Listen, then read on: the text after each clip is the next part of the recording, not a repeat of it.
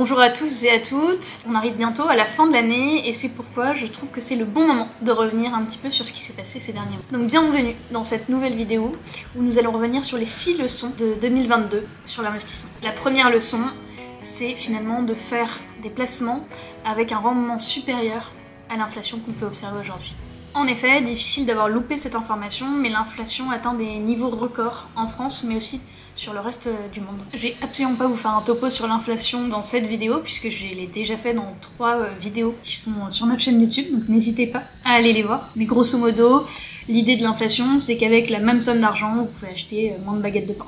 D'où l'importance de faire des investissements dont les perspectives de rendement vont être supérieures à l'inflation qu'on va avoir au moment T. Aujourd'hui, on est autour de 6% d'inflation en France, mais à mon avis, ça va continuer d'augmenter. Deuxième leçon, ne soyez pas victime de la mode. Ne vous lancez pas dans des placements à la mode, surtout si vous n'y comprenez rien. Car oui, ça peut être tentant si vos amis vous disent et vous parlent de placements où des potentiels rendements peuvent être astronomiques. Mais soyez bien renseignés au préalable avant de vous lancer. Pourquoi ? Eh bien parce que c'est le meilleur moyen de céder à la panique une fois que les marchés vont fluctuer, à la hausse comme à la baisse, et ils finissent toujours par fluctuer, et donc vous pourriez y laisser des plumes.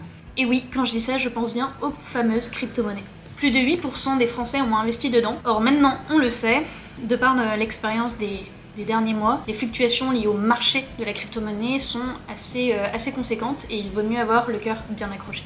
Donc il est nécessaire, quand on investit dans les crypto-monnaies, d'avoir une appétence au risque assez risquée et surtout de bonnes connaissances. Ce qui nous mène à notre troisième leçon, l'investissement, c'est sur du long terme.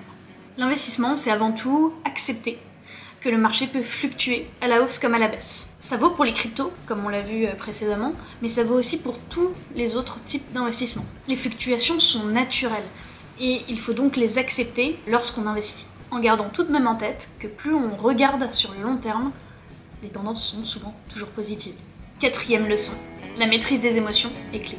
Ne vous lancez pas de tête baissée. Je l'ai dit, il faut bien se renseigner avant de réfléchir à investir dans une enveloppe ou sur un placement, mais surtout, renseignez-vous bien sur vous-même. Quelle est votre appétence au risque ? Êtes-vous prêt à perdre une partie ou la totalité de ce que vous allez placer ? Préférez-vous plus de sécurité et donc un potentiel de rendement un peu plus inférieur ? Ou l'inverse ? Se connaître, finalement, c'est le début d'une stratégie d'investissement sereine où on va s'éviter des frayeurs pour plus tard. Et ensuite, il est inutile de regarder tous les 4 matins les performances liées à son investissement. C'est comme si vous achetiez une maison, je ne pense pas que tous les jours vous allez regarder la valeur de votre bien. Et bien c'est pareil. Alors keep cool et on garde en tête son horizon de placement. Leçon 5. Investissez finalement dans des entreprises ou des secteurs qui ont de l'avenir. 2022 a été une année particulière. Elle a été vécue par grand nombre de personnes comme une année pivot, où pour certains, on a commencé à ressentir les conséquences du réchauffement climatique notamment. Dans ces circonstances, je ne saurais que vous conseiller de vous pencher sur l'investissement responsable, celui qui finance la transition écologique, les entreprises engagées dans une démarche durable. Si on y réfléchit 2 secondes, ces entreprises engagées et ces secteurs qui sont déjà engagés sur toutes ces questions environnementales, elles vont être beaucoup plus résilientes que d'autres qui traînent complètement sur ce plan-là. On est au début, mais on espère dans les prochaines années à arriver à une norme autour de l'investissement responsable et de la finance aussi responsable. Et la dernière leçon, la leçon numéro 6, on ne bâtit surtout pas sa stratégie d'investissement en pensant qu'il n'y aura pas d'imprévu.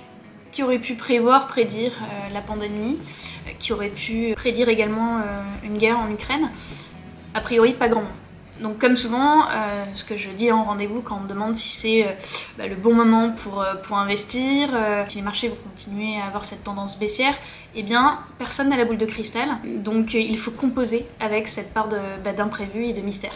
Je vais profiter de cette vidéo du coup pour donner la réponse magique à la question suivante. Quand est-ce que c'est le bon moment finalement pour investir ? Eh bien il n'y a pas de bon moment.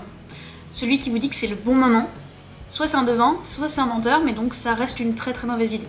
Donc en fait, pour pallier à ça, il y a plusieurs stratégies qu'on peut mettre en place, puisque le bon moment, on va le connaître quand il est déjà passé. Donc c'est trop tard. Donc finalement, il faut diversifier à fond, donc pas mettre tous ses œufs dans le même panier, et surtout, le plus important, ça va être de ne pas mettre tout d'un coup, puisqu'on ne sait jamais si on est au début d'une baisse, au milieu d'une baisse ou à la fin d'une baisse. Donc lisser son point d'entrée pour dépendre de différentes valeurs parts de marché, et donc de différentes dates d'investissement, pour éviter que son capital, son investissement, réagisse dans les mêmes proportions à chaque fois, justement qu'il y a des fluctuations à la hausse comme à la baisse. Donc la première chose, ça va être de faire des placements, d'investir dans des placements où la perspective de rendement va être supérieure à l'inflation. La deuxième chose, c'est de ne pas succomber à la mode, surtout si on ne s'est pas renseigné avant. L'investissement, c'est aussi accepter les fluctuations, qu'elles soient à la hausse comme à la baisse, et de penser toujours long terme. C'est aussi maîtriser ses émotions, et donc apprendre à mieux se connaître, à se poser les bonnes questions avant d'investir. Et pour finir, investissez dans des secteurs ou des entreprises qui ont de l'avenir, et ensuite diversifiez à fond. On arrive à la fin de cette vidéo, j'espère qu'elle vous a plu, merci de l'avoir regardée jusqu'au bout, et j'espère à très vite dans une prochaine vidéo.